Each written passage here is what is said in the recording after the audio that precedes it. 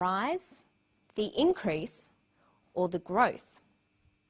And to describe numbers going down, we can use the drop or the decrease. Then we've got adjectives to describe those nouns, like rapid, slow, slight, dramatic, sudden, or consistent. And we can put these together. A sudden rise, a slight decrease, a sudden drop, a consistent growth. But there's another way of describing these changes. We can use verbs and adverbs.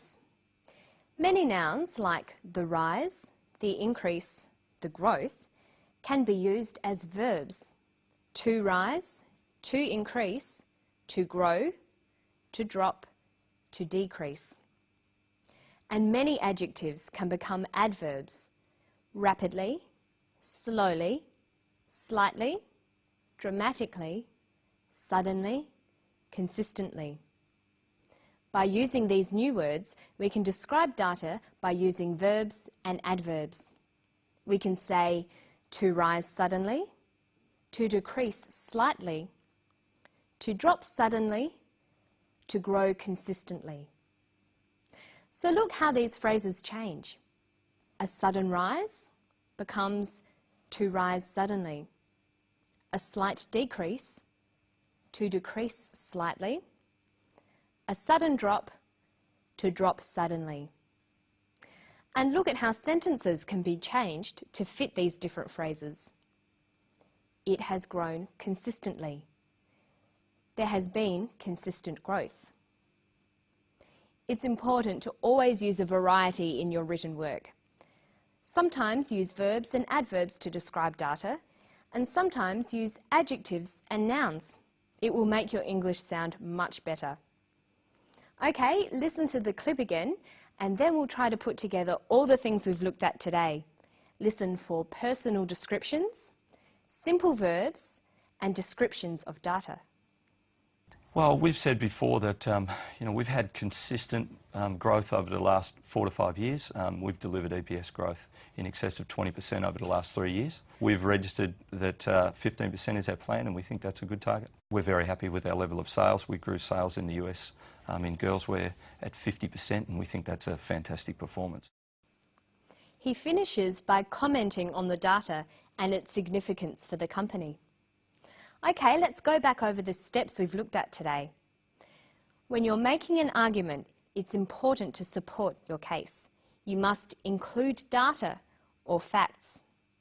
Make sure you discuss this data. Use objective, impersonal language. Describe changes to data by using a variety of noun, adjective, and verb-adverb combinations. And finally, comment on the data using formal, objective language. And that's all for Study English today. Don't forget to keep reading, writing, speaking and listening to English as much as you can. And why not try to rewrite some conversational English into more formal academic styles? I'll see you next time for more IELTS preparation. Bye!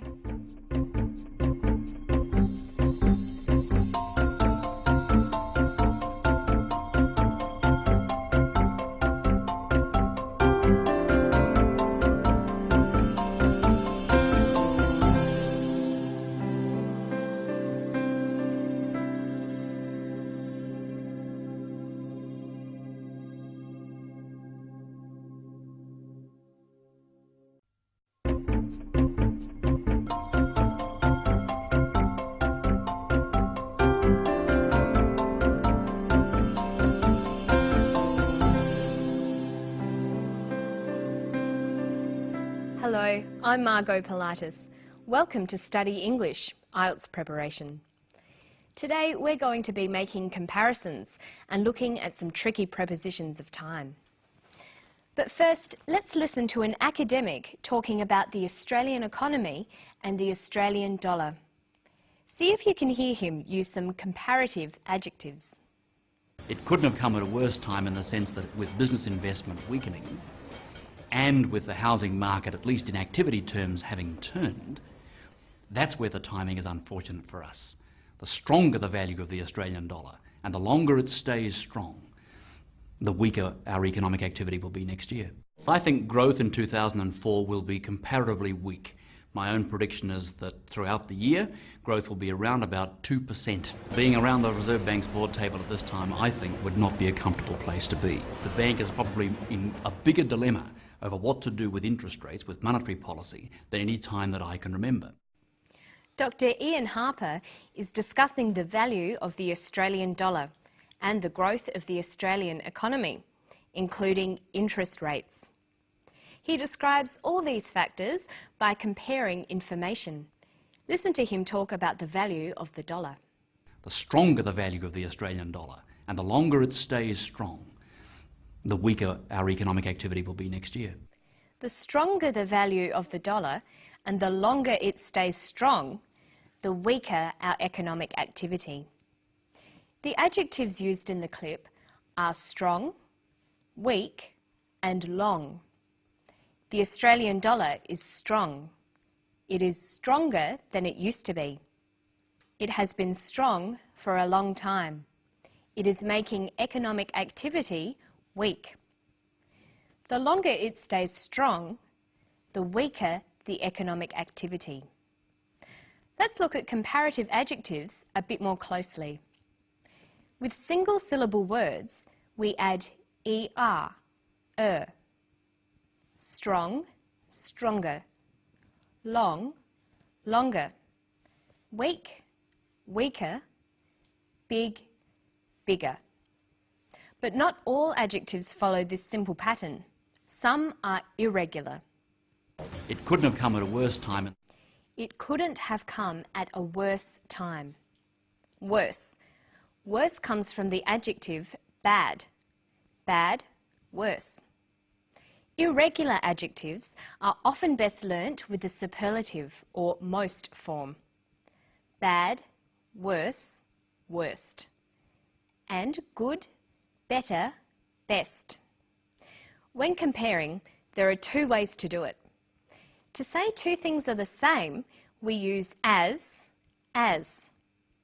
Growth is as slow as it was last year.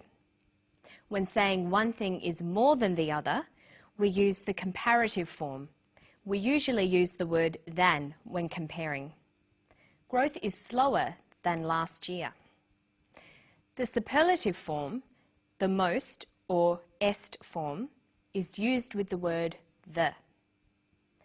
Growth is the slowest it's ever been. Notice that we usually use more and most with adjectives that have more than two syllables. So we have slow, slower, slowest, but beautiful, more beautiful, most beautiful.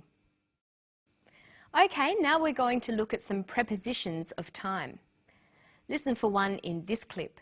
I think growth in 2004 will be comparatively weak. He says in 2004. In is a preposition of time. The prepositions of time are at, on and in. Let's look at how they're all used. At is used for times. For example, the lecture is at 7 o'clock. On is used for days and dates. The lecture is on Thursday.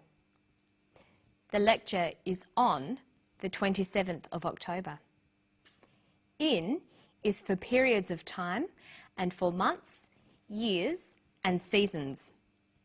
The lecture is in the morning, in June, in 2004, in winter. So we'd say the lecture is at 7 o'clock in the morning, on Thursday, on the 27th of October, in 2004. Notice that we say in the morning, in the afternoon, in the evening, but we say at night. Now let's test you on these prepositions. I saw her Tuesday, 3 o'clock, the afternoon. We've got the choice of in, at or on. I saw her on Tuesday at 3 o'clock in the afternoon. Here's another one. They went shopping night. Friday last week. Shops are open late summer. They went shopping at night on Friday last week. Shops are open late in summer. Okay, now let's listen to the whole clip again. See if you can hear how much he thinks the Australian economy will grow. It couldn't have come at a worse time in the sense that with business investment weakening and with the housing market, at least in activity terms, having turned, that's where the timing is unfortunate for us. The stronger the value of the Australian dollar and the longer it stays strong, the weaker our economic activity will be next year. I think growth in 2004 will be comparatively weak.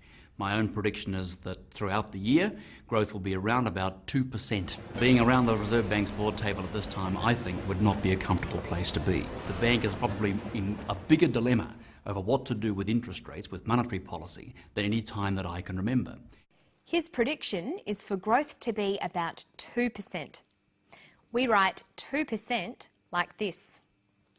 Percent comes from the Latin phrase per centum, by the 100 or in every 100. It's used to express proportions out of 100, including rates of interest. Percent is always used with a number. So we say 20% of students attended the lecture. That means 20 out of every 100 students attended. Or, she got 90% in the test means she got 90 out of every 100 questions right. Or, growth will be around 2%. We also have the word percentage. Percentage is a noun. It means the portion or amount of something. So we say, what was the percentage of students who attended the lecture? 20% of students attended the lecture. She got 90% in her test.